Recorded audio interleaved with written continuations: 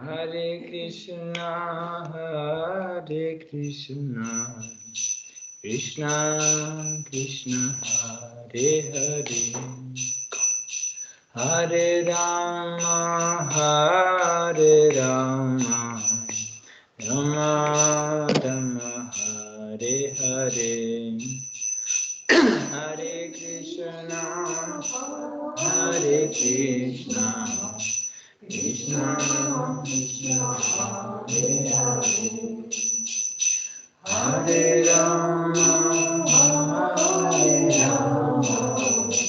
Rama Rama, Hare Hare, Hare Krishna, Krishna Krishna, Hare Hare, Hare Rama,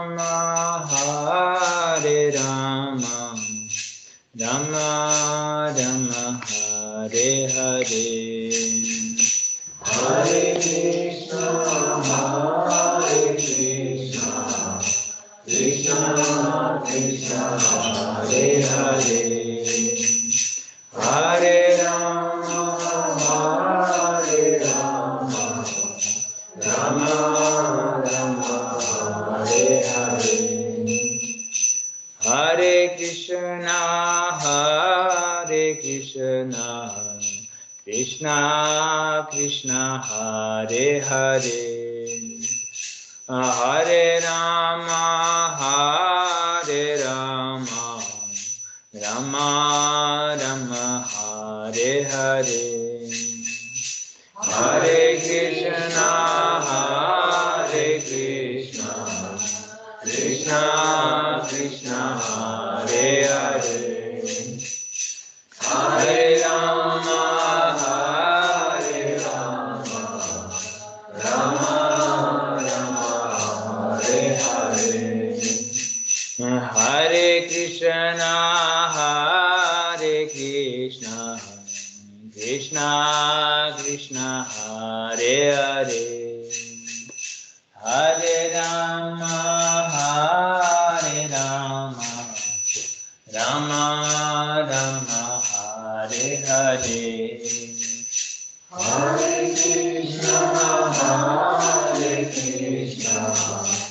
Krishna Krishna, Hare Hare, Hare Rama, Rama Rama, Hare Hare, Hare Krishna, Krishna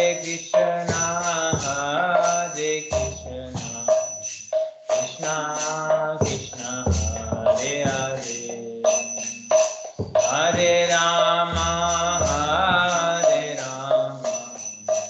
Rama Rama, Hare Hare, Hare Krishna,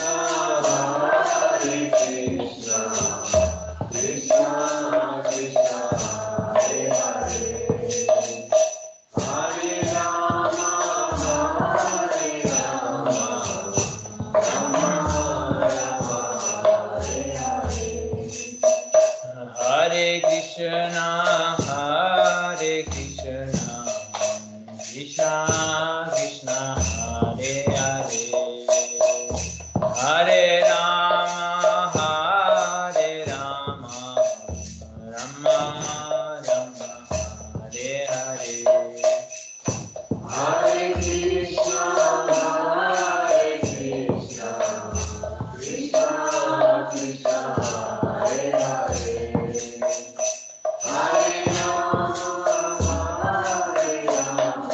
Rama Rama, Hare Hare, Hare Krishna,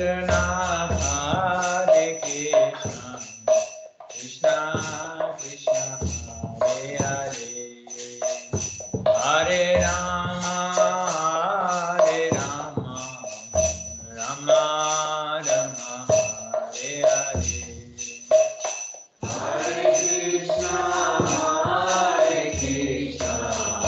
Krishna Krishna, Hare Hare, Hare Rama, Rama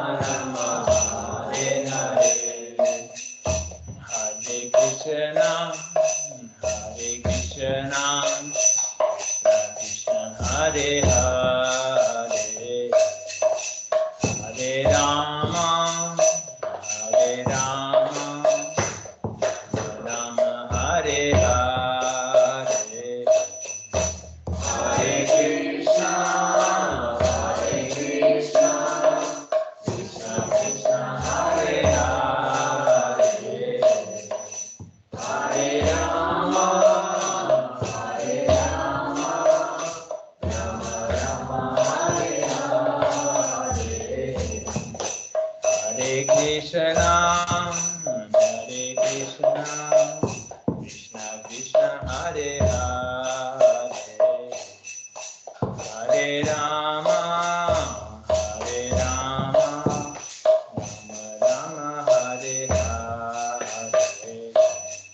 Hare Krishna, Krishna Krishna, Hare Hare, Hare Rama, Hare Rama, Rama Rama, Hare Hare. Hare Krishna, Krishna Krishna, Hare Hare, Hare Rama, Hare Rama, Rama Rama, Hare Hare. Hare Krishna, Krishna Krishna, Hare Hare, Hare Rama, Hare Rama, Rama Rama, Hare Hare. Hare Krishna, Krishna Krishna, Hare Hare, Hare Rama, Hare Rama, Rama Rama, Hare Hare. Hare Krishna, Krishna Krishna, Hare Hare, Hare Rama, Hare Rama, Rama Rama, Hare Hare. Hare Krishna, Krishna Krishna, Hare Hare, Hare Rama, Hare Rama, Rama Rama, Hare Hare. Hare Krishna, Krishna Krishna, Hare Hare, Hare Rama, Hare Rama, Rama Rama, Hare Hare. Hare Krishna, Krishna Krishna, Hare Hare, Hare Rama, Hare Rama, Rama Rama, Hare Hare. Hare Krishna, Krishna Krishna, Hare Hare, Hare Rama, Hare Rama, Rama Rama, Hare Hare. Hare Krishna,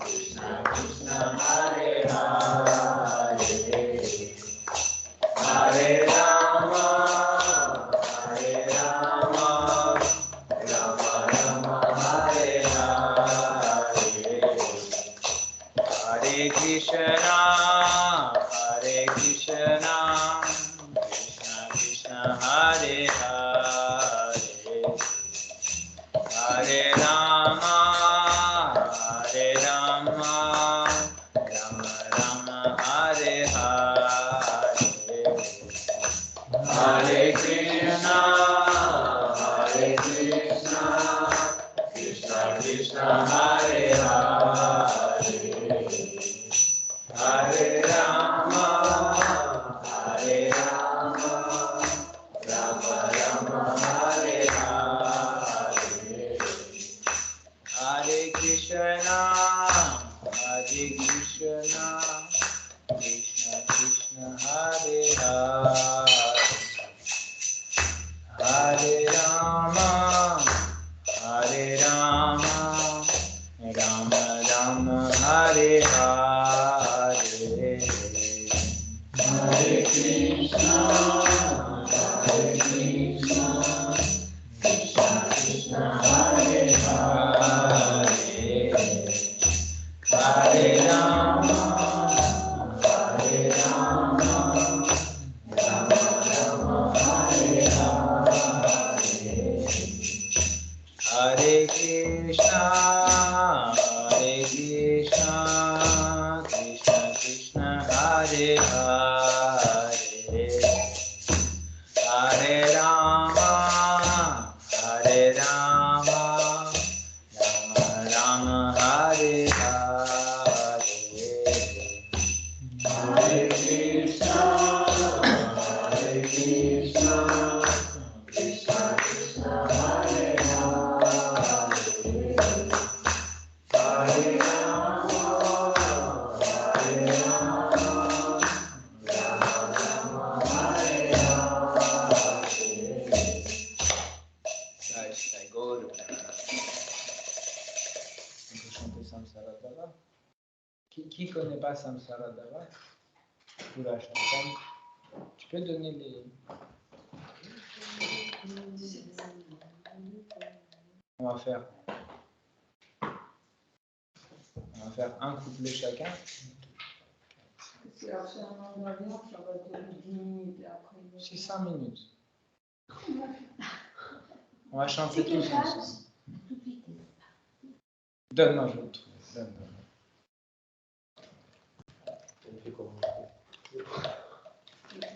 Voilà, première page. Page 1, ça c'est l'introduction. Page 1.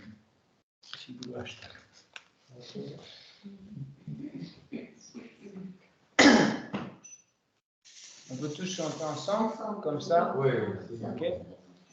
Samsara Dava Nalalita Loka Pranaya Karunya Gana Ganatvam Praptasya Kalyana Gunarnavasya Vande Guru Shri Charanaravinda Mahaprabhu Kirtana Nitya Gita Vadidramadyan Manasorasena Romanchakam Pashutarangavajo Vande Guru Shri Charanaravinda Shri Vigrahara Nityanana Shingaradam Mandira Marjanada Yuktasya Bhaktam Janiyunjatopi Vande Guru Shri Charanaravinda Chayurvidashti Bhagavad Prasada Svatanatitam Hari Bhakta Sangam Vivaivatiptim Bhajatat Sadaiva Vande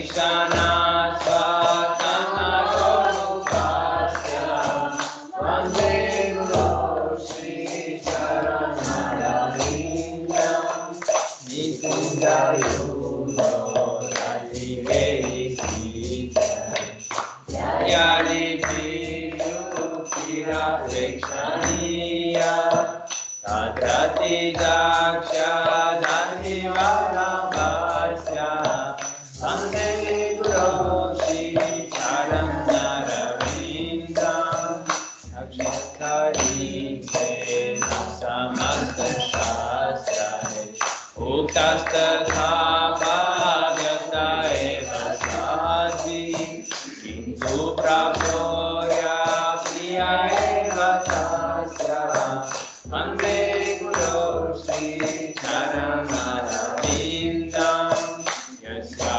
Prasadat Bhagavat Prasado Yasya Prasadat Nagati Kutopi Jayam Sumam Sajayam Shakti Santyam Vande Guru Shri Charanarindam Jaya Radha Madhava Kunja Bihari Jaya Radha Madhava Kunja Bihari Jaya Radha Madhava Kunja Bihari Jaya Radha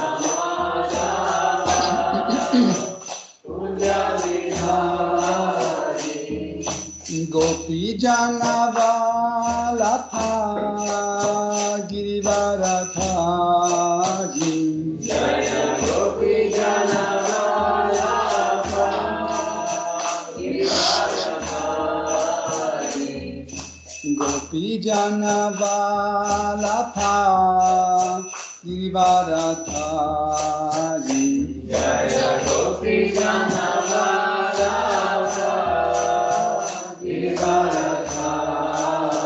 Yashodanandana Braja Janaranjana Yashodanandana Braja Janaranjana Yashodanandana Braja Janaranjana Yashodanandana Braja Janaranjana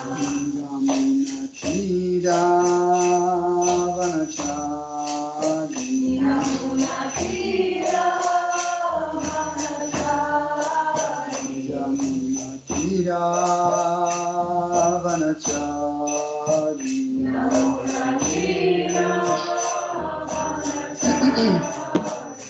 Jayo Ratamadhava Kunja Bihari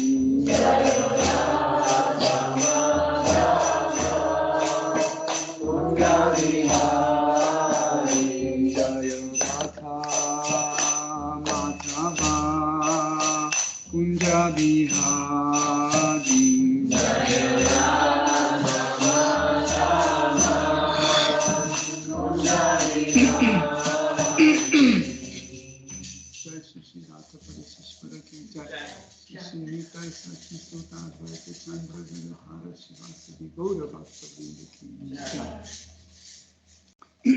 जय सीताराम लक्ष्मण हनुमान भरत शत्रुघ्न अयोध्या धाम की जय श्री श्री गौरांगनीताय गोसाई की जय श्री श्री राधा गोविंद की जय श्री जगन्नाथ स्वामी पतित पावन की जय श्री जगन्नाथ श्री बलदेव श्री माता सुभद्रा देवी की जय श्री श्री लक्ष्मी नरसिंह प्रहलाद महाराज श्री सुदर्शन चार्य की जय तुलसी महारानी भक्ति देवी की जय श्री सरस्वती देवी की जय श्री गुरु परंपरा की जय श्रील प्रभुपाद पतित पावन की जय दूध बुलाओ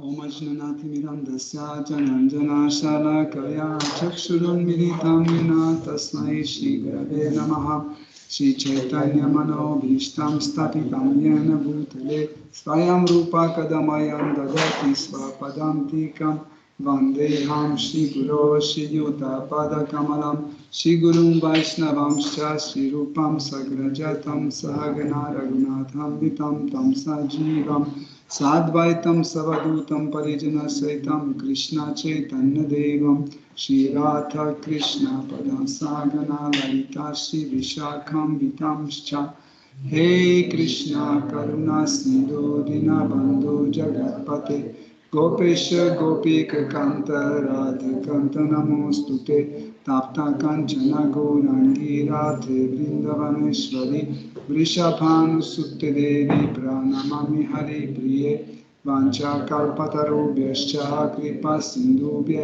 Evacha Patitanam Pavanebhyo Vaishnavebhyo Namo Namaha Nama Om Vishnu Padaya Krishna Prashtaya Bhutale Shrimate Bhaktivedanta Swami Niti Namine Namaste Sarasvati Deve Gauravani Prachaline Nirvishesha Shunyavadi Paschatya Deshatarine Shri Krishna Chaitanya Prabhu Nityananda Shri Advaita Gadadhara Shivasadi Gaura Bhakta Vrinda Hare Krishna Krishna Krishna Hare Hare Hare Rama Hare Rama Hare Hare Hare Rama Eva Kevalam Kalunasteva Nasteva Gatiranyataha.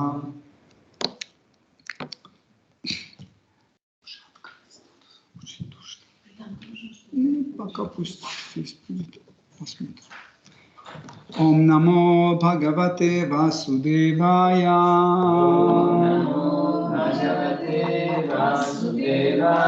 Om Namo Bhagavate Vasudevaya. Om Namo Bhagavate Vasudevaya.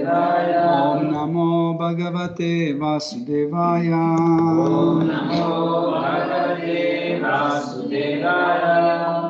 Hare Krishna, chers dévots, nous continuons à étudier le Srimad Bhagavatam. Nous sommes toujours dans l'épisode où Seigneur Shiva rencontre les 10 Prachetas, les 10 fils de roi Prachinabarhu. Et Seigneur Shiva a commencé à donner les instructions à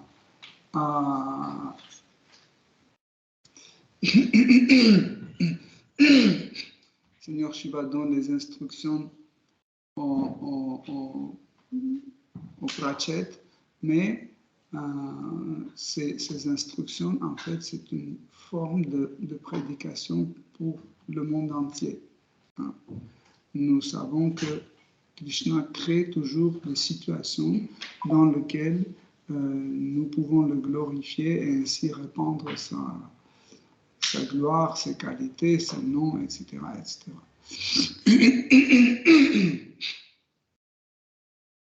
Donc, Seigneur Shiva a décrit au fur et à mesure les différentes qualités du Seigneur suprême. Il a commencé par expliquer l'état constitutionnel du Seigneur suprême, que le monde entier a comme source Seigneur suprême. Il a expliqué en fait comment le monde spirituel et comment le monde matériel est lié au Seigneur suprême, comment Krishna dirige ce monde, comment Krishna dirige le karma des êtres vivants, et comment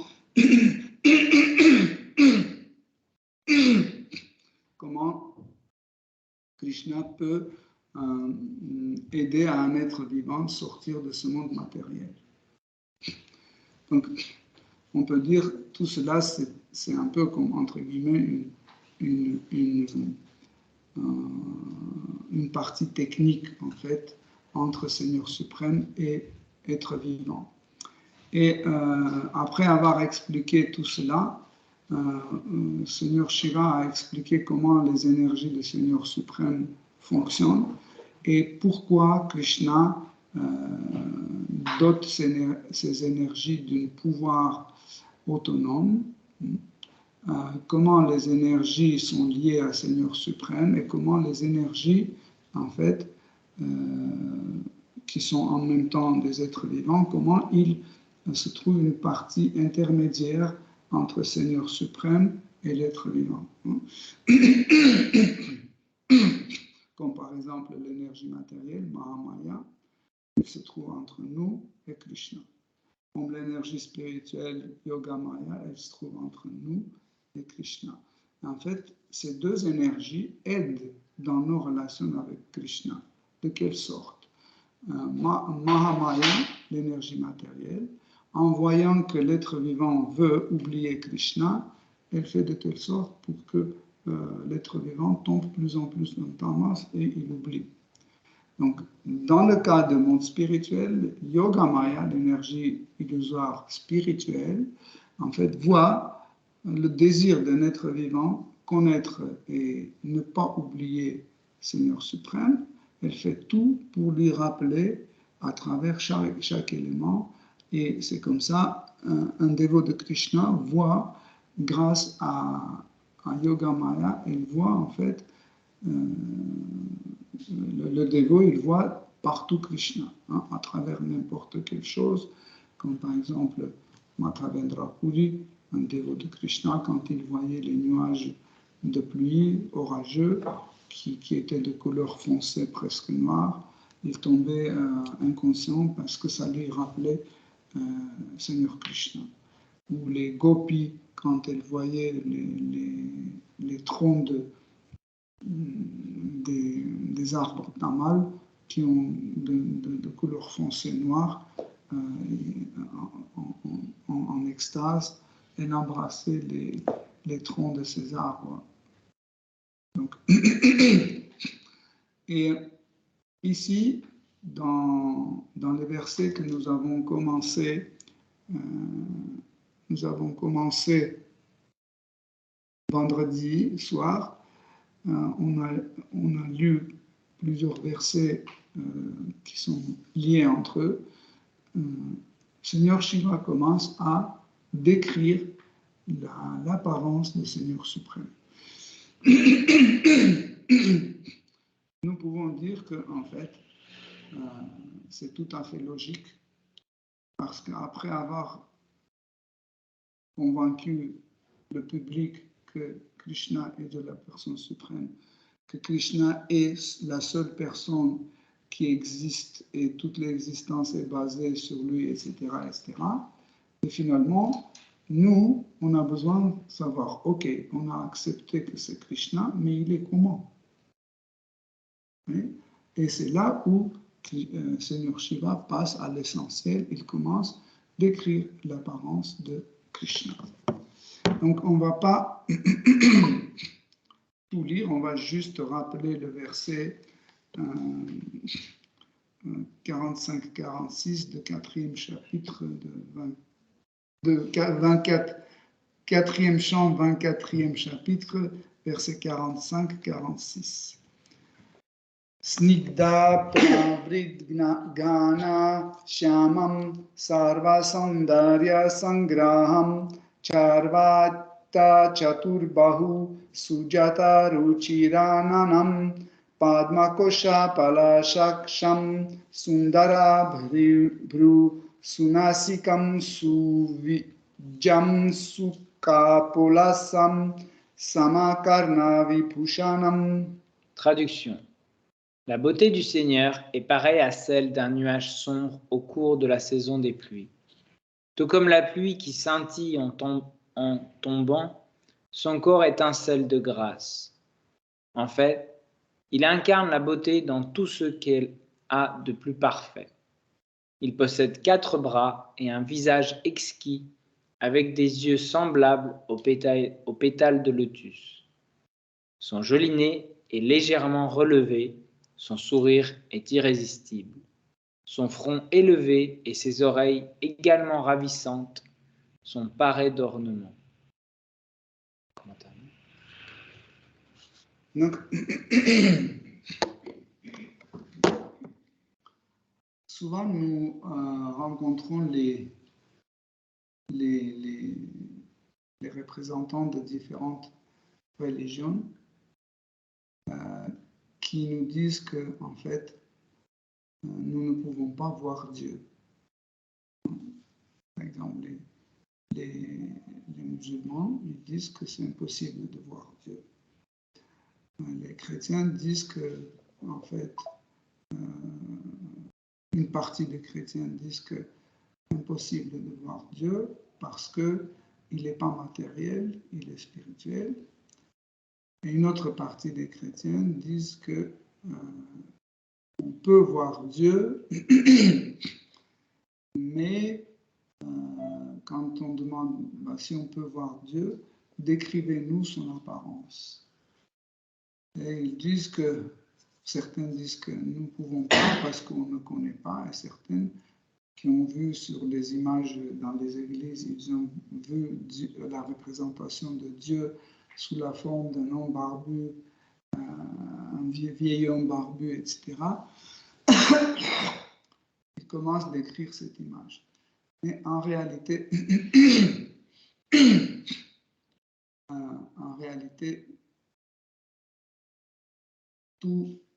toutes les formes de la perception de Dieu sont possibles. Quand on dit que nous ne pouvons pas voir Seigneur suprême, c'est vrai. Mais ça ne veut pas dire que nous ne pouvons pas voir. Vous comprenez? En fait, les deux sont possibles. Pour ceux qui ne peuvent pas voir Dieu, c'est vrai qu'ils ne peuvent pas voir. Ceux qui peuvent voir, ils peuvent. Où est cette possibilité de pouvoir ou ne pas pouvoir? En fait, tout dépend de désir. Ceux qui ne veulent pas voir Dieu, ils ne verront jamais. Ils peuvent juste ressentir la présence de Krishna, de Dieu, sous diverses formes. Par exemple, dans l'Ancien Testament, il y a certains passages où Dieu se manifeste comme une voix, ou comme un feu, ou comme, je ne sais pas, un tremblement de terre. Et ils disent, voilà, ça c'est Dieu. Ils ne veulent pas dire que Dieu est le tremblement de terre ou Dieu est le feu. C'est qu'ils disent que Dieu s'est manifesté comme ça. Il est manifesté comme ça. Donc, mais si on continue, on doit logiquement dire que si Dieu peut se manifester sous la forme d'une voix, pourquoi il ne peut pas se manifester sous la forme d'une image? Si on dit non, non, non, c'est impossible, dès qu'on emploie cette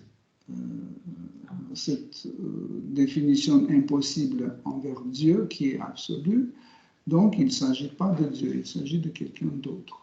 Parce que Dieu peut tout faire. Quand on dit Dieu, quand on dit absolu, on ne peut pas lui rapprocher impossibilité de connaître ou impossibilité de faire quelque chose. Donc il peut tout faire, il est capable de tout comprendre, tout expliquer, etc., tout créer. Mais pourquoi certaines personnes disent que Dieu n'existe pas et les autres disent qu'il existe ou on peut voir Dieu ou ne peut pas voir Dieu, ça dépend de leur relation. Par exemple, il y a deux catégories de gens qui disent que Dieu n'existe pas. La première catégorie, c'est les ignorants profonds, qui sont sous l'influence de Tamaguna, qui, par exemple, lisent les livres scientifiques dans lesquels c'est écrit « Dieu n'existe pas » et ils acceptent que Dieu n'existe pas. Ou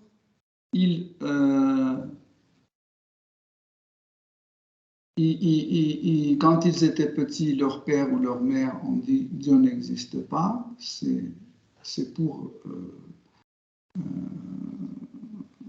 le lavage de cerveau de peuple. Donc il a appris comme ça et jusqu'à sa profonde vieillesse, il est convaincu que Dieu n'existe pas. Ça, c'est une catégorie des gens qui attestent qu'on ne peut pas voir Dieu et que Dieu n'existe pas. Deuxième catégorie, c'est les démons qui se trouvent sous l'influence de Rajaguna, sous l'influence de passion. Ils sentent et ils croient que Dieu existe, mais l'existence de Dieu ne leur n'arrange pas. Pourquoi? Parce que du coup, par exemple, je suis un démon et je suis très fort et je commence à montrer mon pouvoir, ma force, etc. Et vous dites, oh, Dieu t'a donné un pouvoir énorme. Et tout de suite, c'est pas moi, c'est Dieu. Donc, c'est pas moi qui est glorifié pour mes muscles, c'est Dieu. Ou je suis un artiste, un musicien, je fais une super composition musicale, etc. Les gens disent, oh, Krishna t'a donné un talent extraordinaire. Et moi, donc tout de suite, je deviens jaloux. Vous voyez? Et pour moi, mieux que Dieu n'existe pas. Donc, qu'est-ce que je fais? Je commence à dire que non, ça c'est mon karma, Dieu n'existe pas. Moi, dans ma vie précédente, j'ai bossé, et maintenant, Krishna. Maintenant, la nature m'a donné ce pouvoir et je peux maintenant jouer et composer la musique, etc. etc. Vous voyez? Parce que je ne veux pas partager mon pouvoir, ma gloire, je ne veux pas partager avec quelqu'un d'autre. Surtout avec Dieu, parce que Dieu, c'est absolu, etc. Surtout, je dois me méfier de l'association des dévots, parce que les dévots sûrement vont me rappeler, et comme ça, je vais perdre ma position sociale, familiale, etc., etc. Donc, ce genre de personnes, les personnes démoniaques, ce qu'ils cherchent, ils cherchent des gens qui sont dans Tamas ou dans le Rajas, et ils essayent de faire maximum de publicité que Dieu n'existe pas, on ne peut pas voir Dieu, etc. Donc, même parmi les religions, on a les gens démoniaques et les gens tamasiques. Pourquoi? Parce que la religion, en fait, c'est l'ensemble de règles et prescriptions qui aident l'homme à devenir parfait. Okay? Et la notion de Dieu est appliquée dedans comme quelque chose réel, mais cela ne veut pas dire que quand nous sommes dans la religion, nous sommes bhakta. Il y a deux choses différentes. Hein. Nous pouvons être un religieux, un croyant, un pratiquant, un croyant pratiquant, mais en même temps, ce n'est pas obligé que je sois un dévot de Krishna. C'est deux choses différentes. Hein. Parce que le dévot, ou bhakti, la dévotion, veut dire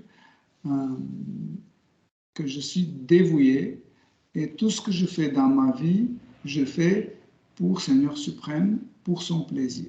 Tandis qu'un religieux, il pratique la religion pour obtenir quelque chose de Dieu. Donc Dieu lui-même, lui ne l'intéresse pas. Ce qui lui intéresse, par exemple, il va prier, il va dire, oh Seigneur suprême, donne un peu d'argent, marie ma fille, s'il te plaît, ou je ne sais pas, donne-moi une voiture, ou donne-moi un peu de talent pour que je chante comme Stevie Wonder, etc.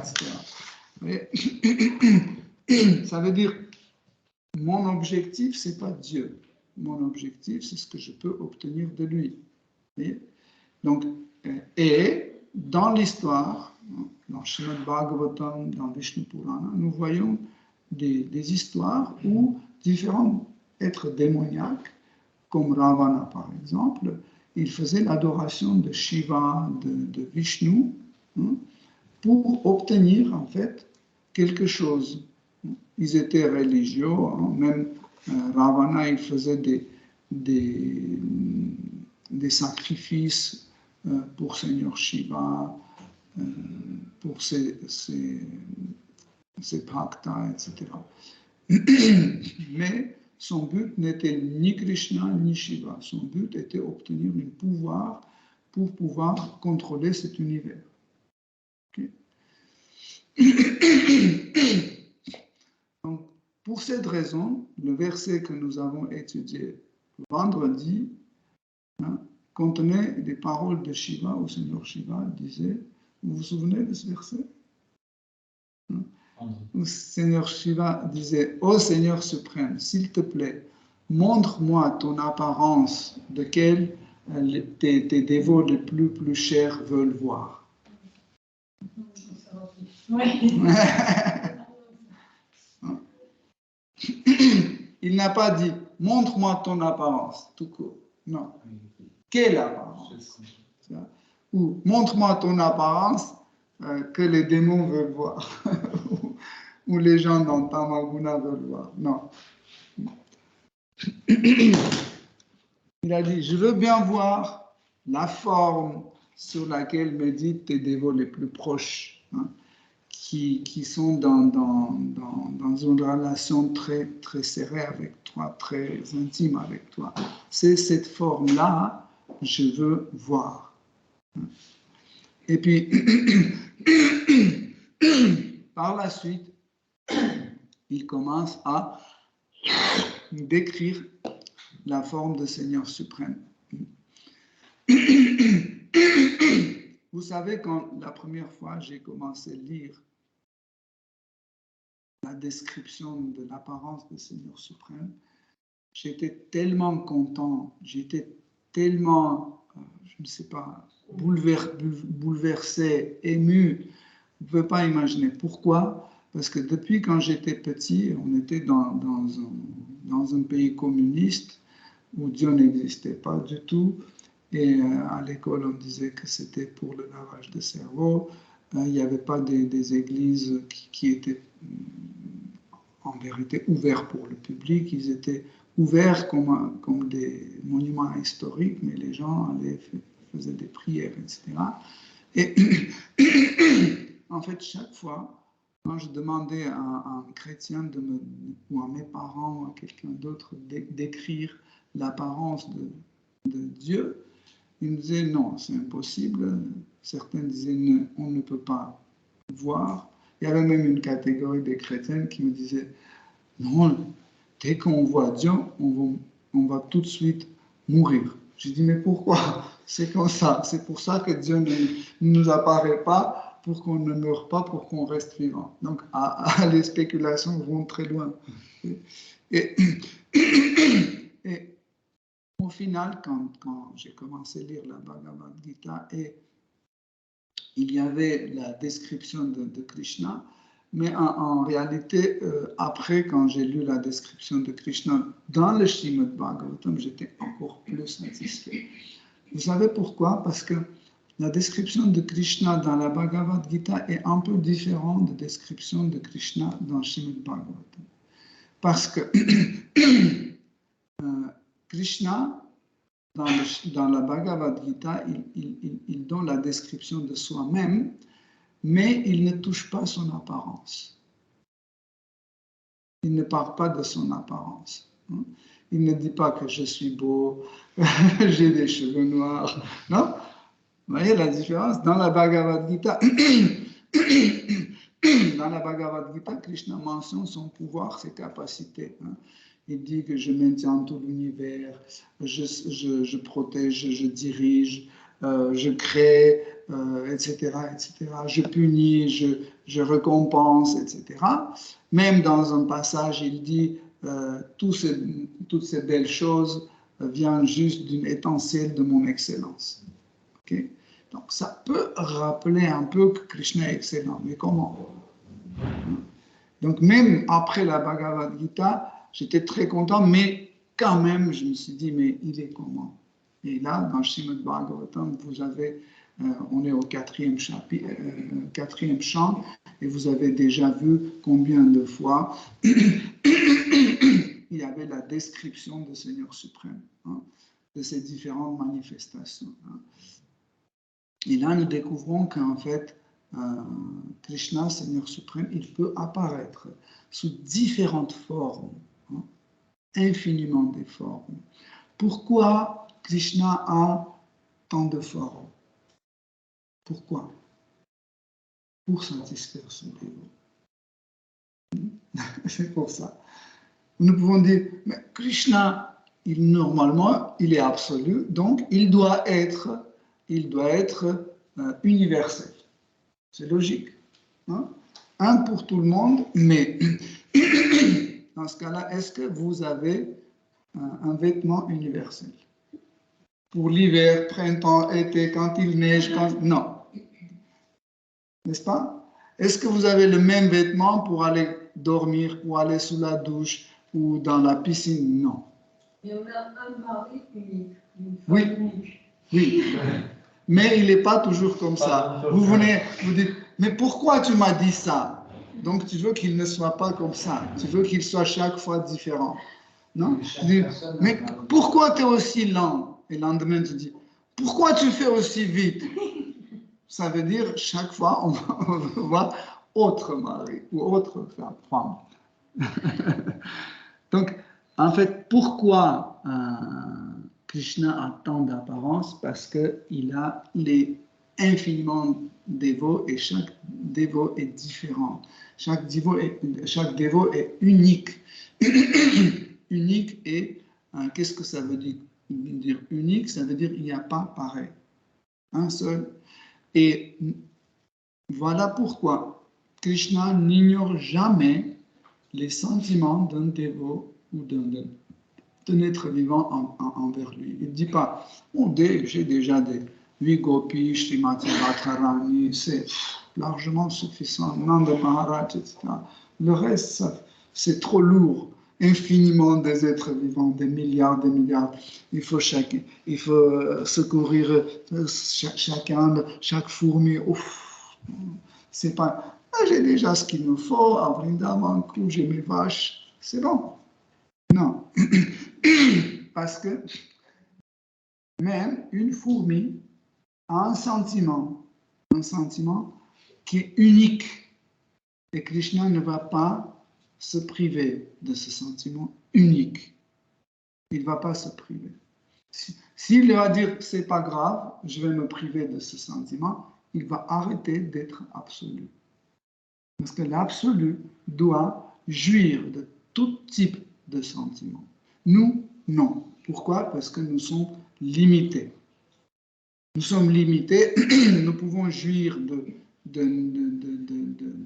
joie, d'ananda, de certaines choses, dans la limite de nos capacités. Hein? Mais les capacités de Krishna ne sont pas limitées, ils sont sans limite. Vous voyez? Pour ça, donc Krishna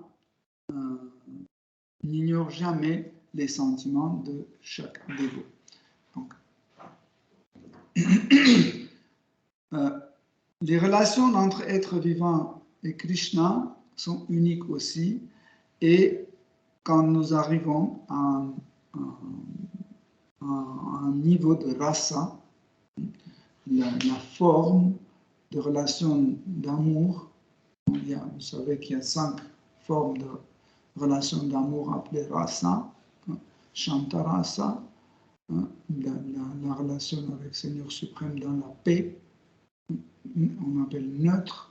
Neutre, mais encore une fois, neutre ne veut pas dire qu'il n'y a pas de sentiment. C'est faux. Non. En fait, Shantarasa, ou la relation neutre, cela veut dire la relation de paix. Le mot Shanta vient de Shanti. Shanti veut dire la paix, le calme, sérénité. Donc, les dévots qui ont ce genre de sentiment avec Krishna, donc ils ont toujours une relation dans laquelle il n'y a pas une agitation. Voyez? Il n'y a pas d'urgence. Par exemple, ceux qui sont dans Dasya Rasa, ils sont souvent dans l'urgence. Ils courent, ils nettoient le sol, ils cuisinent. Oh, Krishna va venir. Voyez? Mais les Dasya Rasa, non. Ils peuvent jeûner des mois, des années pour se concentrer dans la paix, voir comment ils créent les univers, etc., etc. Ils ne rentrent pas dans le fond des problèmes. Par exemple, les divertissements comme, je ne sais pas, la bataille de Kurukshetra, c'est pas l'endroit où ils aimeraient bien être pour voir tout ça, parce qu'ils sont chantis. Dans Chantarasa.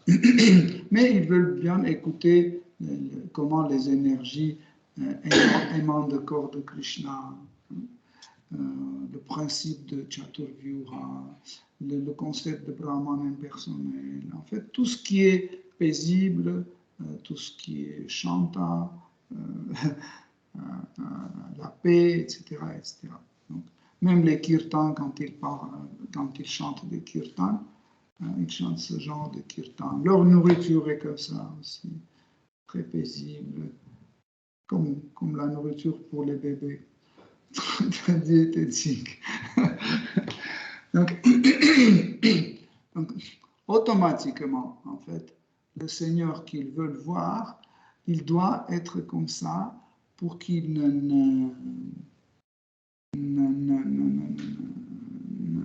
n'amène pas la situation d'une agitation. Et deuxième type de relation avec le Seigneur suprême, ou deuxième rasa, est appelé priti ou dasya-rasa. Donc, dasya-rasa, c'est une relation d'amour avec le Seigneur suprême dans lequel le dévot a un sentiment qu'il est le serviteur de son Seigneur. Encore une fois, c'est pas forcément il s'agit de Dieu. Par exemple, vous avez quelqu'un riche qui a des serviteurs. Ça ne veut pas dire que s'il a des serviteurs, lui, il est Dieu. Non, il est le maître. Il est le maître et les autres sont des serviteurs. Donc, pareil, dans le monde spirituel, les dasa, les servants, ils voient en Seigneur suprême, ils voient le maître. Pas forcément celui qui a créé les mondes, etc. Même s'ils ne sont pas au courant que Seigneur Narayana a créé ces mondes, où il est la source de toutes les énergies, etc. Non. Dès qu'il voit Seigneur suprême, ou dès qu'il voit Seigneur Narayana, par exemple, où il pense à lui, tout de suite, il se sent tout petit, tout compact, tout faible. Hein. Pourquoi? Parce que leur Seigneur est extraordinaire. Tu vois. Il est le réservoir de toute la beauté, de la richesse, de savoir, de renoncement, de gloire, etc. etc. C'est un sentiment naturel. Nous devons comprendre que rasa, nous ne choisissons pas. C'est pas comme ça. Vous avez entendu les rasa et de soir, vous dites alors, qu'est-ce que je choisis? Ça, oh non, là, trop de services, c'est bon. Mieux, c'est Chantara, ça, c'est cool, t'as rien à faire. Ou l'autre dit, oh non, le mieux faire Gopi, parce que Gopi peuvent faire tout ce qu'ils veulent, ils peuvent se rencontrer, ça c'est meilleur. L'autre dit, non, c'est mieux d'être parent de Krishna ou ami de Krishna. Non, là, ça, nous ne pouvons pas choisir rasa. Ça, c'est important à comprendre.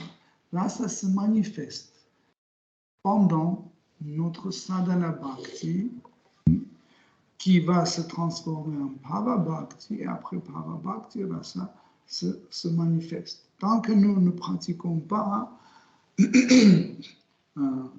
la conscience Krishna ou le service dévotionnel, tant qu'on ne pratique pas, nous ne pouvons pas faire apparaître notre vraie identité. Hein.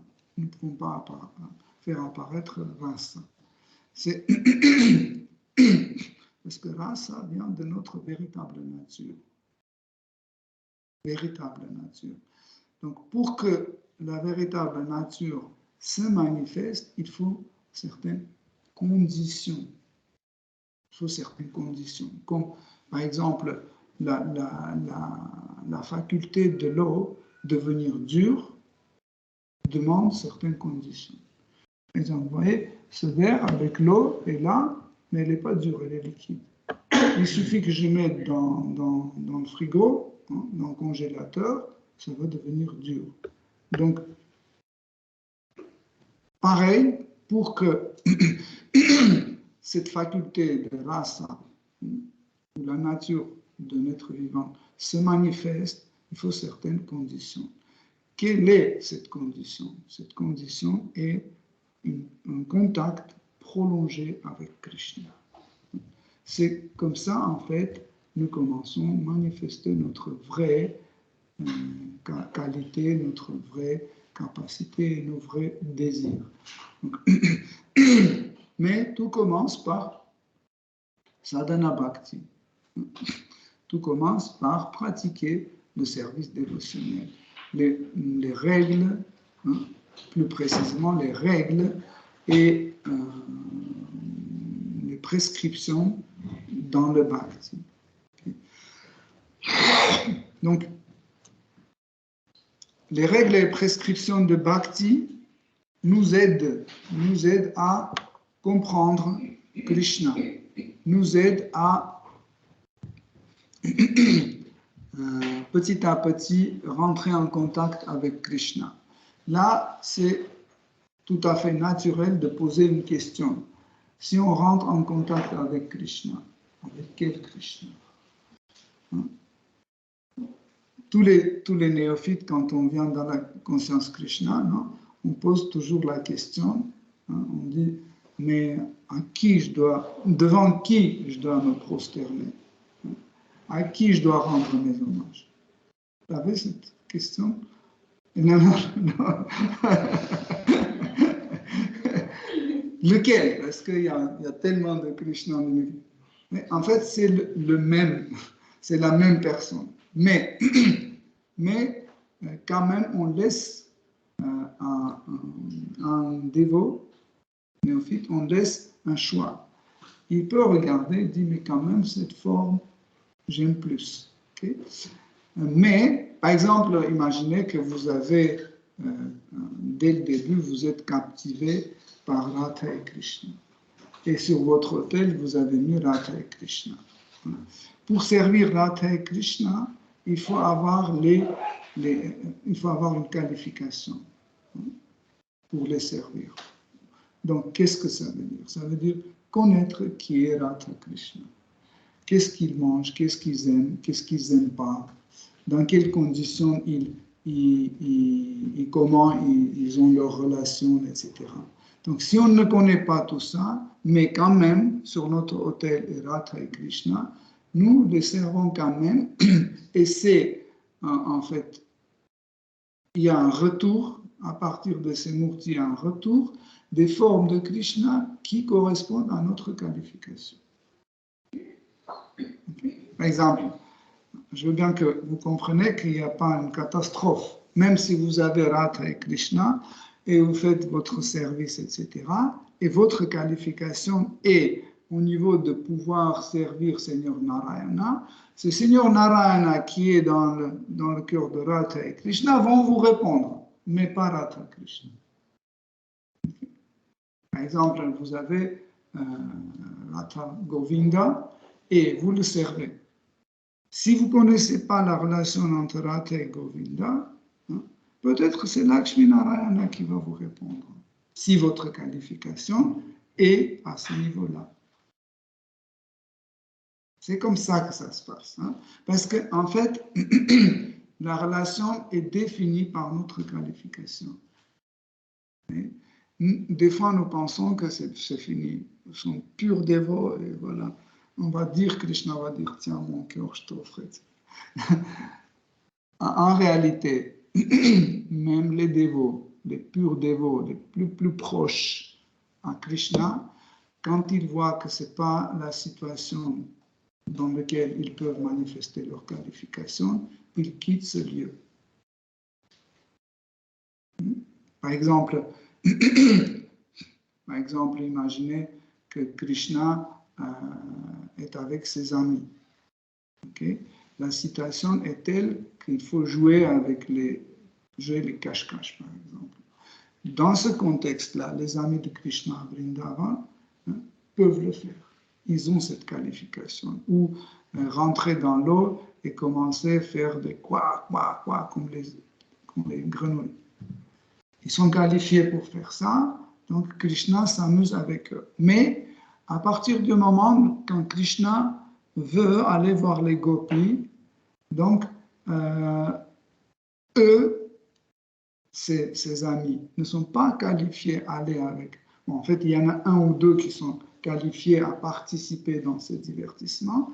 Ils vont avec Krishna, mais les autres sont abandonnés. Pourquoi? Parce qu'ils n'ont pas cette qualification. Okay? La même chose aussi, la même chose se passe aussi en présence de gourou. Quand nous servons gourou, c'est important à comprendre. Hein? Quand nous servons gourou et il y a un moment où nous ne sommes pas qualifiés pour continuer à servir gourou, on doit se retirer. Ce n'est pas la peine de rester comme ça et sans savoir quoi faire. Vous comprenez?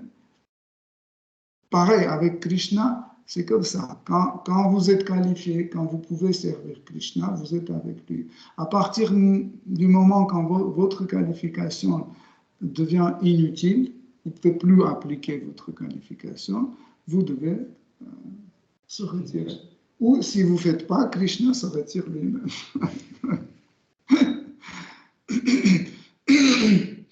Donc,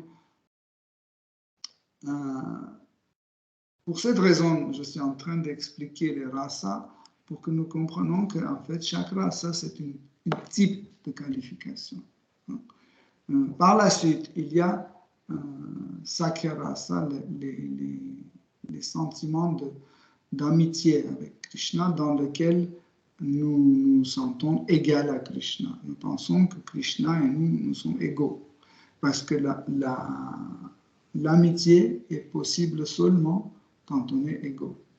Vous ne pouvez pas trouver les amis qui ne sont pas égaux. Il y en a un qui domine l'autre, ce n'est plus une amitié. L'amitié, c'est quand on est égaux. Et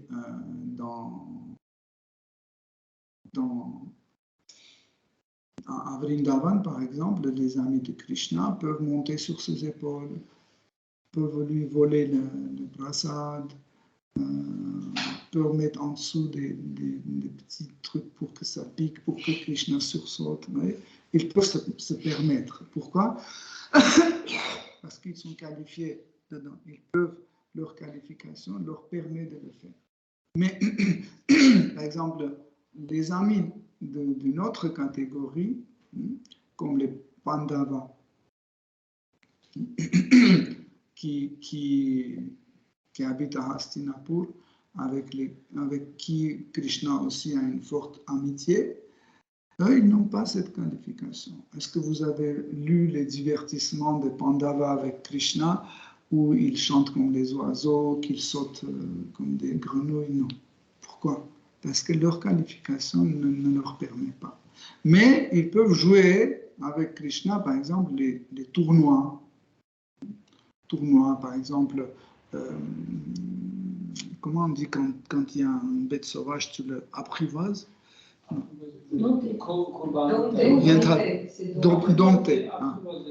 Dompter ou apprivoiser, par exemple, un animal, un taureau, par exemple. Là, c'est leur qualification. Voyez? Ou aller se battre avec Krishna, participer à une bataille. Leur amitié, en fait, est de cette catégorie. Mais pas aller voir les gopis, par exemple, faire des divertissements conjugués à l'autre. Non, ce n'est pas leur truc. Voyez. Même si c'est le même rasa, je vous ai donné ça comme exemple pour qu'on comprenne que, en fait, quand on dit Dasya rasa, il y a des milliards, infiniment de types de Dasya rasa. Quand on dit Sakhya rasa, la relation amicale avec Krishna, je donnais juste 2 exemples. Mais il y a infiniment de types de relations amicales Donc ne pensez pas que vous avez lu en Srimad Bhagavatam un exemple de relation amicale avec Krishna et vous dites, mais c'est pas vraiment ce que je veux. Mais je ne veux pas des autres. Je veux amical en fait. Je sens que Krishna est mon ami, mais pas comme ça. Sûrement Krishna va devenir votre ami, mais différent. Différents types d'amitié. Donc ne pensez pas que vous avez un sentiment envers Krishna et Krishna n'a pas cette forme. Vous avez un sentiment dans un rasa, mais ce rasa n'existe pas encore. Tout type de rasa existe, ne vous inquiétez pas. Okay? Donc, par la suite, je cite, par la suite, il y a la relation où nous sentons que Krishna est notre enfant. Après, la relation conjugale, que nous sentons que Krishna est notre époux, notre amant, notre bien-aimé, etc. Ces 5 races, en fait, c'est des différentes formes qui exigent à Krishna, entre guillemets, exigent à Krishna de prendre telle ou telle forme. Par exemple, il y a les formes qui sont seulement pour certaines races. Par exemple, le Krishna nouveau-né, en fait, il est seulement pour ceux qui sont dans Vatsala Rasa, les relations parentales. Ce petit Krishna n'intéresse presque personne. Par exemple, les amis, qu'est-ce qu'ils veulent faire avec un bébé? Qu'est-ce qu'ils vont faire? Ils ne peuvent ni jouer, ni sauter, ni nager, ni voler, rien. C'est pas intéressant. Pour la relation conjugale, encore pire. Oui?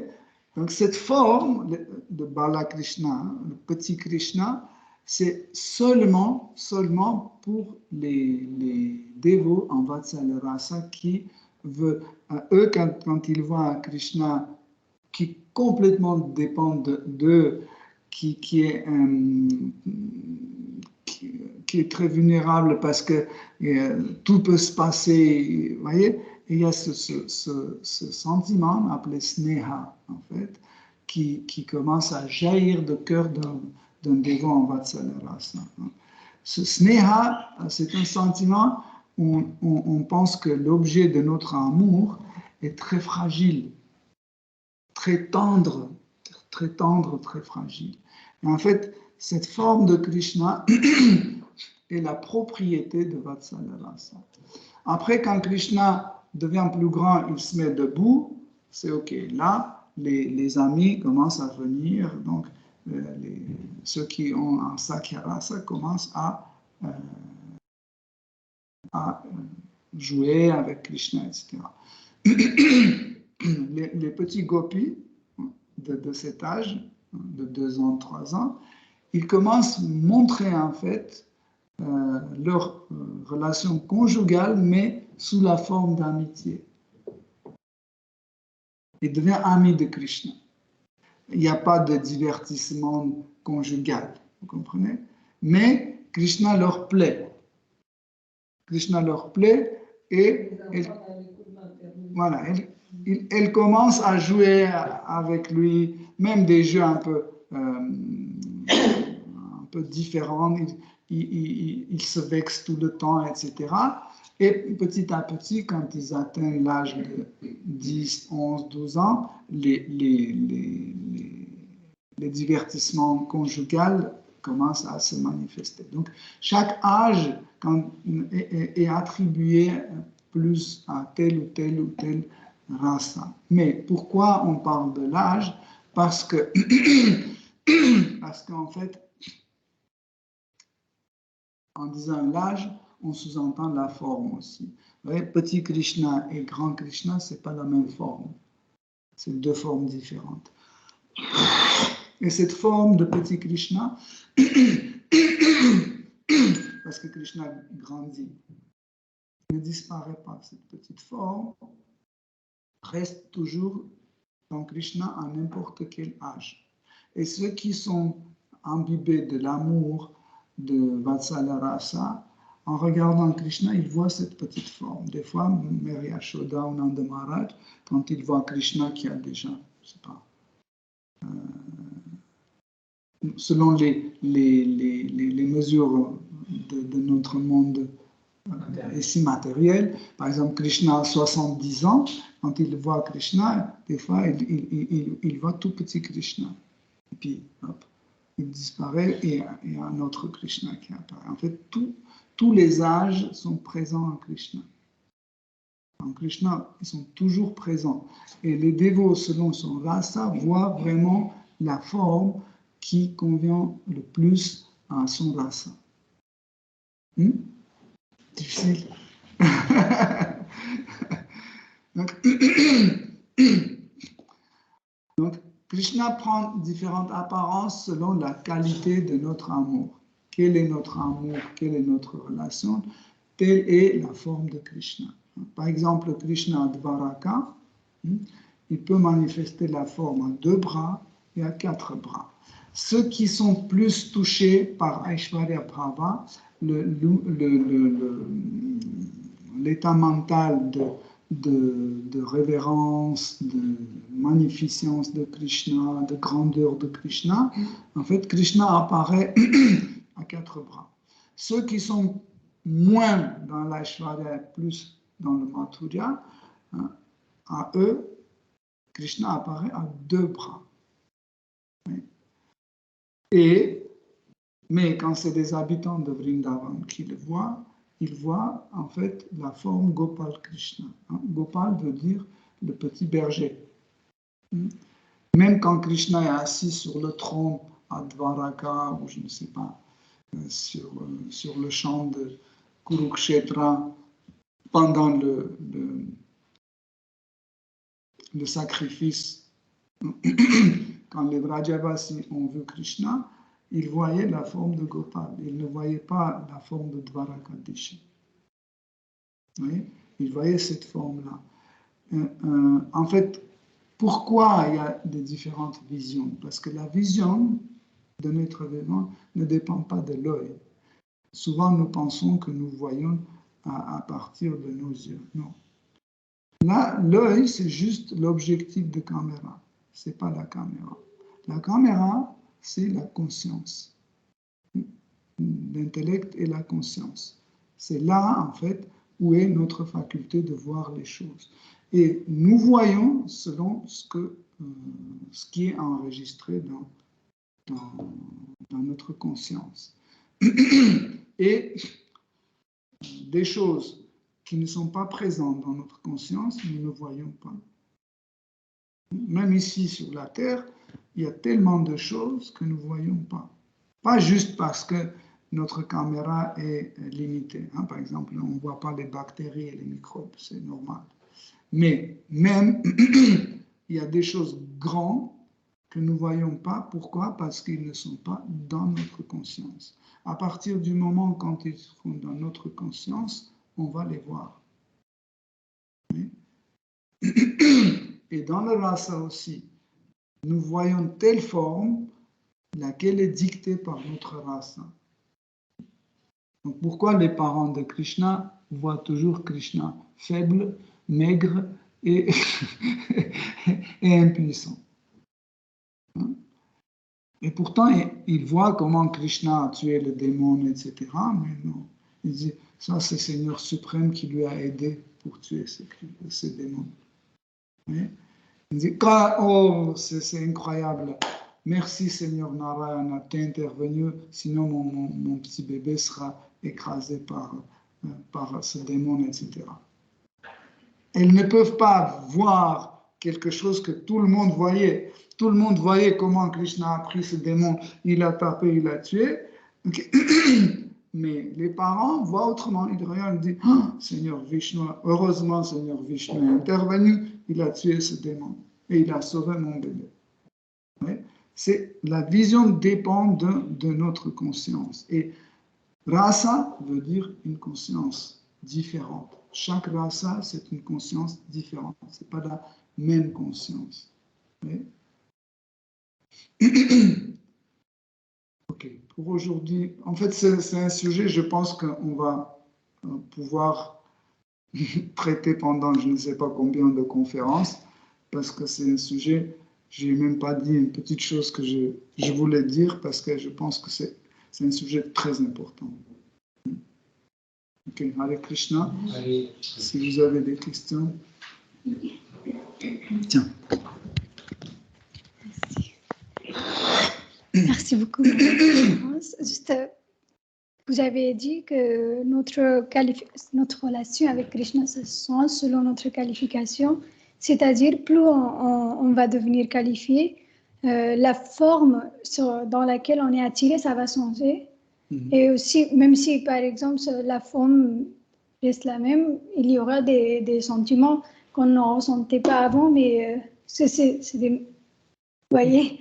Donc c'est comme ça, c'est ça quand vous dites que qualification, mais quand vous avez dit que oui, peut-être on adore Radha Krishna, mais peut-être c'est Lakshmi Narayan qui adore, c'est-à-dire on ne peut pas dire que Lakshmi Narayan, ils sont moins qualifiés que Radha Krishna, je ne sais pas comment... Non, c'est juste la forme de qualification. Ça veut dire, par exemple, je suis devant Jagannath, mais je n'ai aucune qualification. Parce que je ne sais pas qui est Dieu, au moins. Si on me dit, par exemple, vous vous souvenez quand je vous ai raconté cette petite anecdote, quand j'étais là-bas et la porte était ouverte, on aérait Yoga Lyrique, et il y avait un petit garçon qui est venu, qui est resté devant la porte. Après, il a regardé Jagannath comme ça, attentivement. Et après, il dit, c'est qui? J'ai dit, ça c'est Dieu. Ah bon? Qu'est-ce qu'il fait? Je dis, il peut tout faire. Tout ce que tu peux imaginer, il est tout puissant, il peut tout faire. Je dis, ah oui. Et après, il s'est prosterné 3 fois comme ça sur le petit tapis. Donc, il avait cette qualification, en fait. Il ne savait pas qui est Jagannath, mais il savait que Dieu existe et quand il s'agit de Dieu, il faut se prosterner. Donc, il a agi selon sa qualification. Donc, sa qualification, c'était qu'il a compris qui est Dieu, au moins. Voilà. Il était qualifié de présenter ses hommages. Mais après, il est parti parce qu'il n'avait plus de qualification. D'accord. Parce qu'il ne savait pas qu'est-ce qu'il devait faire après. Okay? Donc, chaque qualification est dans le cadre de notre relation. Par exemple, si nous ne sommes pas qualifiés à servir Sitaram, on ne peut pas. Si vous commencez à servir Sitaram comme vous servez Radha Krishna, ça sera adressé à Radha Krishna, mais eux, ils ne seront pas servis. Ils ne seront pas servis parce que ce n'est pas leur humeur, ils ne mangent pas comme ça, ils ne mangent pas à cette heure-ci, et ils ne dorment pas à cette heure-là, etc., etc. Imaginez que vous allez offrir à Lakshmi Narayana une flûte à Narayana pour qu'il joue la flûte. Ce n'est pas son attribut, tu vois. Donc, ils ne sont pas servis. Donc, mais si vous offrez un Sudarshan Chakra, ou un lotus, ou une conque, tu vois, ou une masse à Shinarayana, il sera servi. Mais si vous allez imaginer que vous avez Radha Govinda sur votre hôtel et vous amenez et vous donnez à Krishna un Sudarshana Chakra. Qu'est-ce qu'il va faire avec? J'ai une autre question, merci pour la réponse. Par exemple, il y a 5 races principales, mais sûrement il existe des sous-races, mais peut-être il y en a beaucoup, tellement beaucoup. Je pensais surtout à, une fois on avait parlé, c'était avec Priti Paravu, qu'on avait parlé de la race entre père et le fils. Par exemple, Krishna, il avait beaucoup de fils et petits-fils, donc leur relation avec leur rasa était, je ne sais pas comment ça s'appelle cette rasa. Gaurava rasa. Donc, Gaurava Priti rasa. Gaurava Priti rasa. Juste, par exemple, ceux qui adorent Jésus, ils le voient comme leur père, donc c'est quelque chose qui est en lien avec ça. En fait, le rasa se base sur les sentiments de dévot envers Krishna et pas au sentiment de Krishna vers le dévot. Donc, En fait, oui, c'est rasa est le défini par le sentiment envers Krishna. de la part de dévot. Et ça existe dans le monde spirituel aussi. Par exemple, Oui, on peut être un enfant de Krishna. À Dvaraka, il a des enfants, des petits-enfants, et ils sont tous en Priti Gaurava Rasa.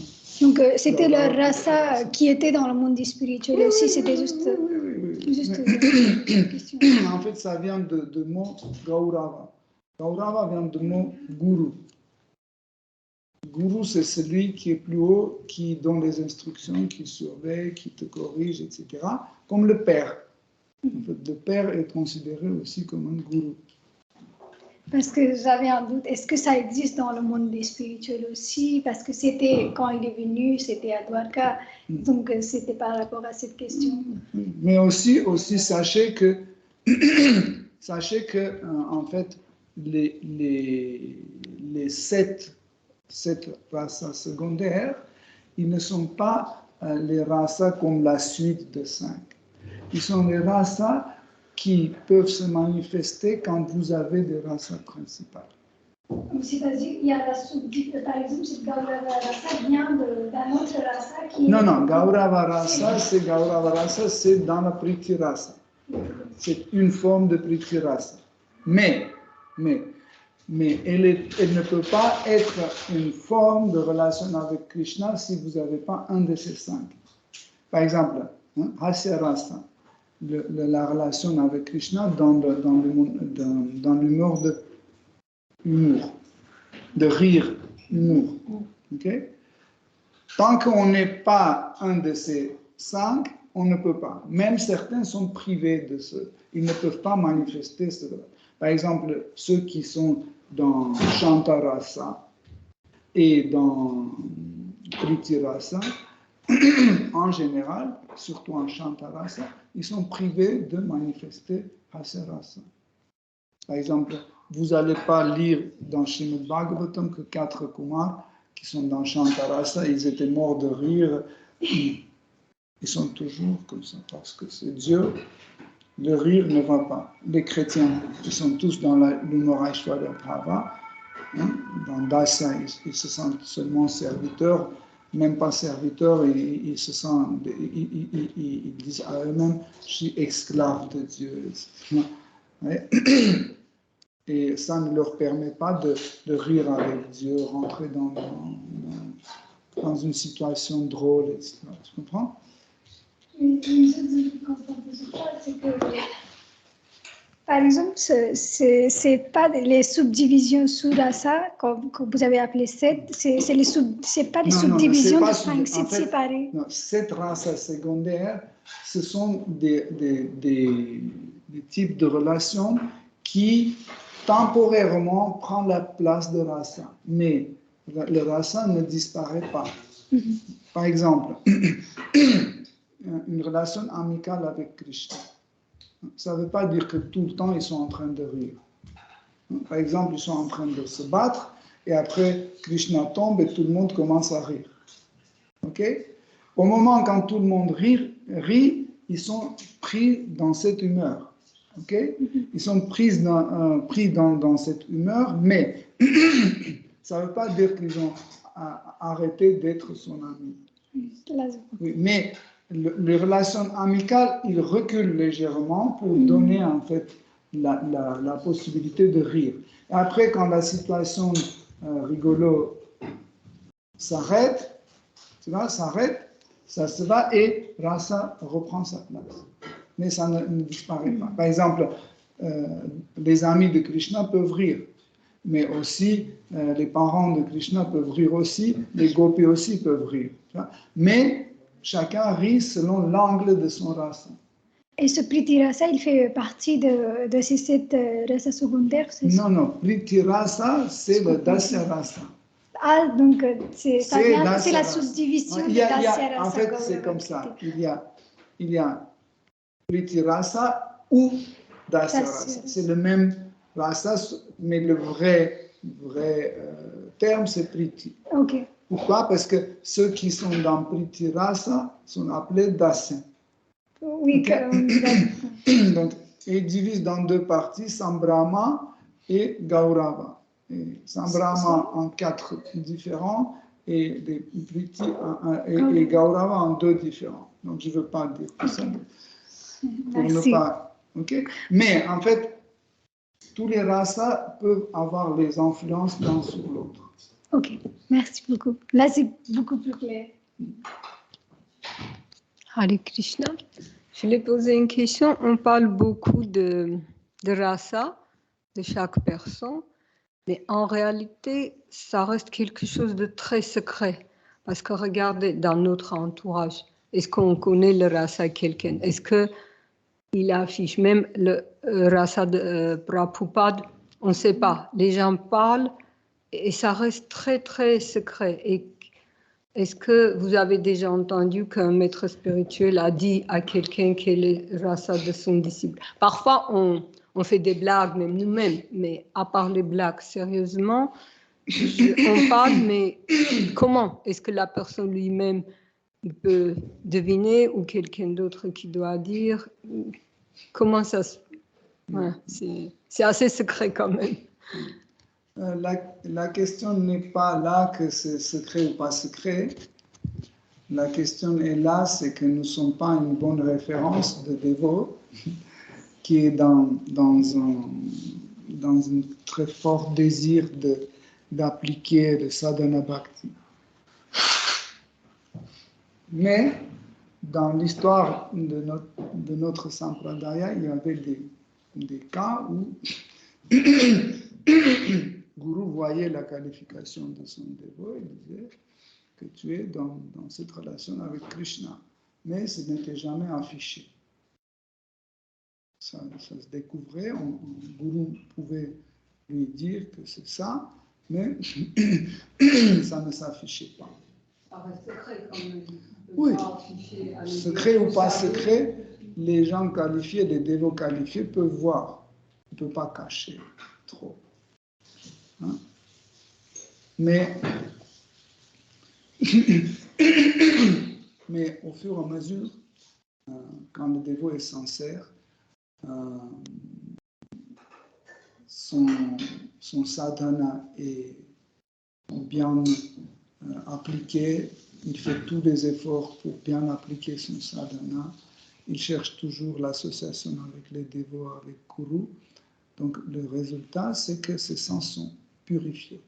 Et quand les sens sont purifiés, automatiquement, il y a la période où les bhavas commencent à se manifester. En fait, vous vous souvenez, on disait que le mot bhava a plusieurs sens et utilisé dans différents contextes d'une façon différente. Quand on parle de bhava bhakti, c'est le moment où il y a les bhavas qui se manifestent. Ces bhavas sont les résultats d'attachement envers Krishna. Tant qu'on n'est pas attaché à Krishna, aucun bhava ne va se manifester. Par exemple, si je ne sais pas, si je casse le téléphone de Sacha, Eleonore ne serait pas triste. Pourquoi? Parce qu'elle n'est pas attachée à ce téléphone. Mais lui, il sera triste parce qu'il est attaché à son téléphone. Vous voyez? Donc, rasa peut apparaître seulement quand il y a un attachement. Bhava peut apparaître quand il y a un attachement. Sans attachement, impossible. Donc, d'abord bhava, après rasa. Mais pour que le bhava apparaisse, il faut un attachement. Un sakti. Un sakti, l'attachement fort. Donc, pour cela, il faudra qu'on arrive, si vous voulez, on peut aller en arrière, il y a ruchi, après il y a nishtha, etc. En fait, les étapes d'évolution dans le service dévotionnel. Donc, c'est là, en fait, où le dévot doit chercher, en fait, pourquoi il n'y a rien, pourquoi il n'a pas d'attachement. Si vous n'êtes pas attaché à Krishna, ça veut dire que les étapes précédentes sont très faibles. Pour être attaché à Krishna, il faut vraiment vraiment avoir un contact prolongé. Ça, c'est la qualité, la faculté d'un être vivant. Quand on est en contact prolongé avec quelque chose, on commence à être attaché. Même des mauvaises habitudes que nous avons, quand on les a pendant 30 ans, on s'attache à ces mauvaises habitudes et c'est très difficile à s'en débarrasser. Pourquoi? Parce qu'on avait ce contact très très prolongé. Par exemple, celui qui fume la cigarette la première fois, il ne s'attache pas tout de suite. Hein? C'est dégoûtant. Après, il fume deuxième, troisième, quatrième, et au bout de, je ne sais pas, centième cigarette, ça commence à lui manquer. Pourquoi? Le contact prolongé.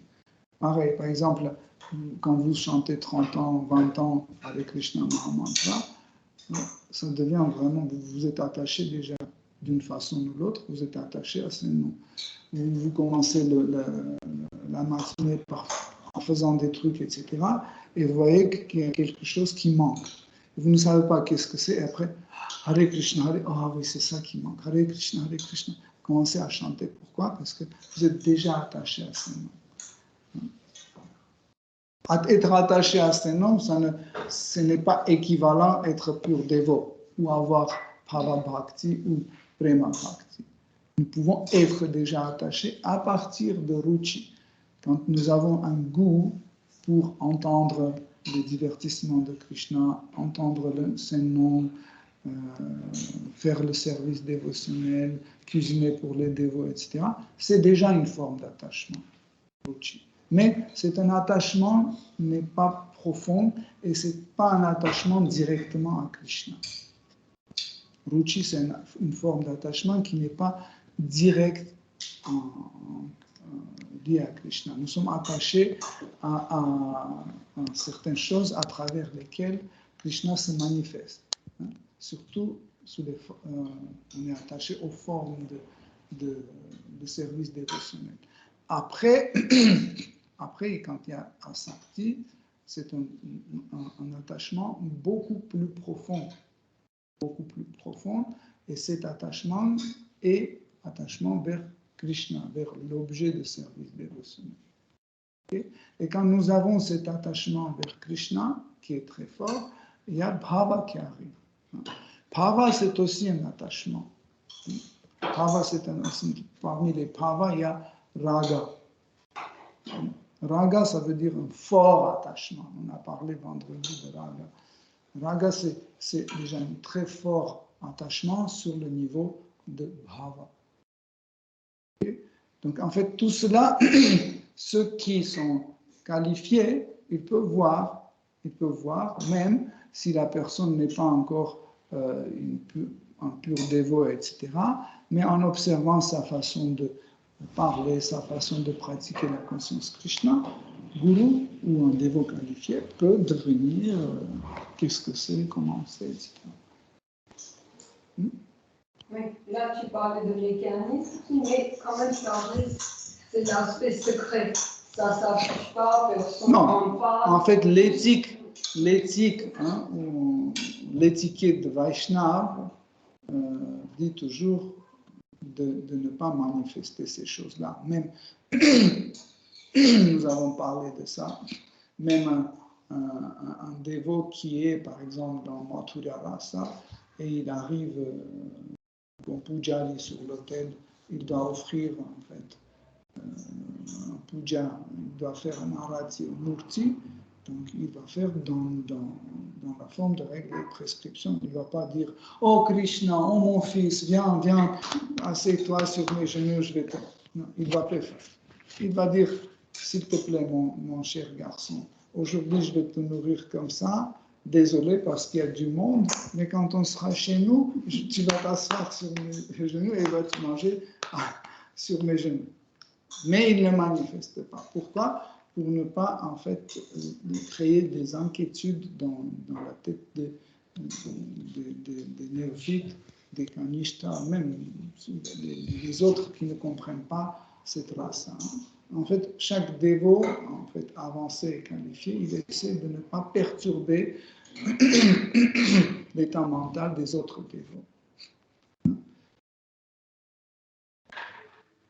On peut continuer ce sujet. J'ai deux questions. Comme Madhurya Rasa, Aishwarya Rasa, Sankhya, Dasya Rasa, est-ce qu'il y a une rasa qui applique à des démons comme Ravana est-ce qu'il y a un nom de rasa? Et la deuxième, vous avez dit qu'il y a plusieurs niveaux de Dasya Rasa, Sankhya Rasa. Est-ce qu'il y a un niveau où ça arrête? C'est-à-dire que est-ce que le rasa existe pour tous les êtres vivants? Ou il y a un minimum niveau doit attendre pour commencer cette rasa, ou c'est pour tous les êtres vivants? En fait, les rasas, c'est comme un arbre. Comme un arbre. Krishna est Eka Rasa. C'est le tronc. Krishna est Eka Rasa, le tronc. Okay? Eka veut dire un rasa. En fait, son rasa est capable de répondre à tous les rasas. C'est pour ça qu'il est Eka, seul rasa. De laquelle il y a 5 rasas qui sortent. Okay? Après, chaque rasa donne des rames, des branches. Par exemple, Shantarasa, il donne deux branches, Atmarama et Tapasvi. À leur tour, ils donnent encore, et ça. Des Dasya aussi, ils donnent 2, après c'est 1 donne 4, l'autre il donne 2, et après ça ramifie encore. Okay?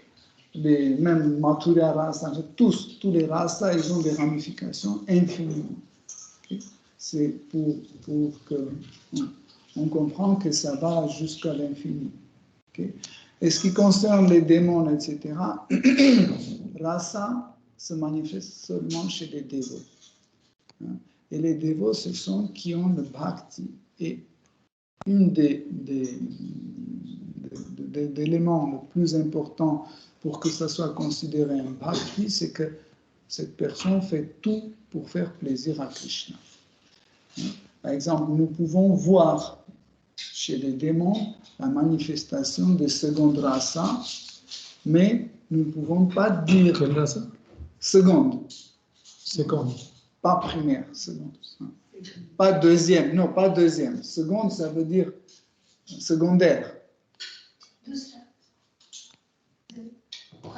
Pas principal. Par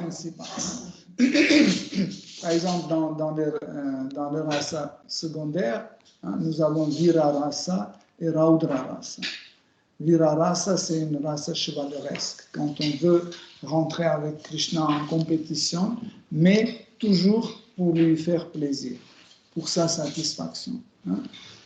Tandis que les démons, quand ils rentrent en compétition avec Krishna, ils veulent le rabaisser, ils veulent le faire mal, etc., etc. Donc c'est pour ça que nous ne pouvons pas considérer ça comme un rasa. Okay? Donc leur attitude, ou par exemple Raudra Rasa. Raudra Rasa, c'est quand on est en colère.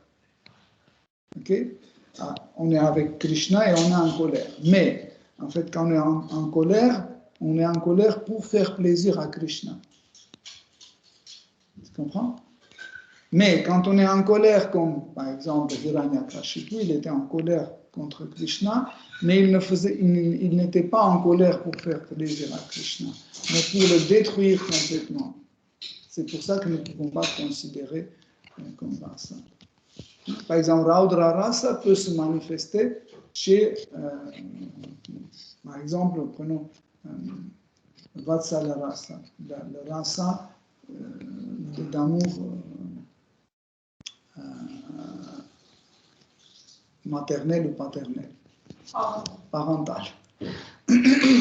Okay, rasa parental. Par exemple, il y a des gopis âgés, les gopis âgés, qui voient comment Krishna court les filles, il va dans la forêt avec les filles la nuit, etc. Et quand, pendant la journée, elle voit Krishna, elle dit, allez, viens ici. t'as pas honte, qu'est-ce que tu fais? Regarde, ton père, ta mère, ils sont des gens très respectés et ton comportement, c'est horrible. Qu'est-ce que tu fais, etc. Il commence à rentrer en colère, il commence à gronder Krishna. Mais il commence à gronder Krishna. Pourquoi? Pour lui faire plaisir. Parce que quand il gronde Krishna à ce sujet-là, en fait, elle rappelle Krishna qu'il a des gopis qui s'amusent dans la forêt, etc. Et ça fait plaisir à Krishna. Donc c'est où ça commence alors? Pour faire plaisir. Oui. Tu comprends? C'est pour ça qu'en fait, les races secondaires se manifestent seulement quand il y a la présence des races principales. Oui. Parce qu'il y a beaucoup de choses en fait qu'on peut voir chez non-dévots et penser que c'est un dévot, mais ce n'est pas un dévot, c'est un démon. Par exemple, il y a des démons qui pensaient tout le temps à Krishna, comme ça. Ils pensaient tout le temps, on dit, ben voilà, il est un dévot, parce que dans la Bhagavad Gita, Krishna dit, pense toujours à moi. Voilà, il pensait toujours à lui. Oui, ça jouait son rôle, c'est pour ça que Krishna l'a tué, il l'a libéré de ce monde. Mais on ne peut pas dire qu'il était un rasa, qu'il était un dévot, parce qu'il est pensé de Krishna comme de son ennemi, comme de son objet de peur, etc. Ici, ils ont adoré d'autres formes de Krishna. Par exemple, Ravana, il a adoré Jakwa, tu ne sais pas. Shiva. Est-ce qu'on peut considérer ça comme une qualification pour commencer le rasa? On toujours parle que Shiva, c'est une forme de Krishna. Donc, à la même temps, il a voulu battu, détesté Krishna. Et à la même temps, il a Jakwa, il a adoré, je ne sais quoi. Je ne sais pas où. En fait, c'est une forme de sadhana bhakti. C'est une forme de sadhana bhakti motivée. Mishra bhakti, ça veut dire mélange, en fait. Dans son sadhana, il y avait le mélange de rajas. Parce que le rajas, c'est quelque chose de motivé. Donc, je fais une adoration pour obtenir quelque chose. C'est pour ça que nous ne pouvons pas considérer Ravana comme un bhakta. Parce qu'il faisait sadhana. Il faisait un certain sadhana. Même il était brahmana. Il connaissait bien les rituels, etc. Mais on ne peut pas le considérer comme bhakta. Pourquoi? Parce qu'en fait, tout ce qu'il faisait, il faisait pour obtenir quelque chose. Aujourd'hui, la plupart de nous, Voilà, c'est pour ça qu'en effet, quand on dit bhakta tel, c'est sous réserve, on dit, parce qu'on pense que dans le futur, Sacha va devenir un dévot, on dit bhakta Sacha. Mais en réalité, notre vrai état constitutionnel, c'est Sadhaka. Et encore, pas tout le monde sont de bons Sadhaka, parce que certaines ont des sadhanas un peu qui boitent, qui n'ont pas de bons sadhanas. Okay. Juste un petit truc par rapport, si ma mémoire est bonne, peut-être Atmara me rappelle cette histoire. Je crois que Ravana, à un moment donné, il était fâché contre Shiva et il n'adorait plus, non? Il n'y avait pas un moment comme ça où il était... Et après, il se croyait comme un Bhagavan, non? Oui, parce que Shiva ne lui a pas donné à la fin ce qu'il voulait. Je me rappelle plus, c'était quoi? Au début, il a été vaincu, parce qu'il est arrivé, il a vu Kailash, il avait déjà vu le prix de Kuvera, comment il s'appelle, château volant là. Pushpaka. Je crois que c'est Pushpaka ou quelque chose comme ça. Et il volait, il a vu Kailash, il a dit c'est quoi cette colline là? Il faut que ça dégage. Ça gêne mon passage. Vous savez, c'est les gens fiers, ils veulent, quand vous marchez dans la rue, ils veulent pas changer de trop, ils veulent pas faire un effort. Le trottoir est étroit et vous devez vous coller au mur parce qu'eux, ils veulent passer sans faire d'effort, sans se décaler.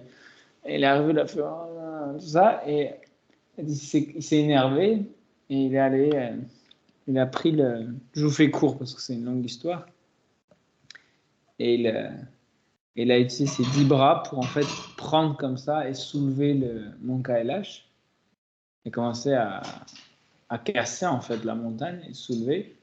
Mais pile au moment où il a commencé à soulever, là-haut, il y avait Shiva assis avec Parvati sur ses genoux, et il a failli tomber, et il l'a rattrapé, et il a été très fâché. Bref, pareil, il l'a maudit, enfin, tout le monde a maudit Ravana. En moins de 5 minutes, il a reçu 50 malédictions, et à ce moment-là, Seigneur Shiva a juste utilisé son gros orteil, comme ça, il a fait pouic, il a appuyé, et Ravana, il a eu les bras en dessous, parce qu'il tenait la montagne. En fait, la montagne a écrasé et brisé ses mains sous la montagne. Et tout ce qu'il faisait, il tirait, il ne pouvait pas sortir ses bras dessous la montagne. Il était coincé dans la montagne comme ça. Et il a compris qu'il n'y avait rien à faire. Et il a commencé à prier Seigneur Shiva, à méditer. Et il a réussi à l'amadouer, enfin, à lui faire plaisir. Et c'est là où il est venu, il a donné des bénédictions. Et comme tout faux dévot, il a commencé à dire, dans Rajas, n'est-ce pas, les démons, oui, tu es nanana, nanana, mais s'il avait la possibilité de le tuer, il l'aurait tué tout de suite, sans réfléchir. Je vais poser juste une petite question. Et dans quelle race je ne comprends pas. Il a quelle race?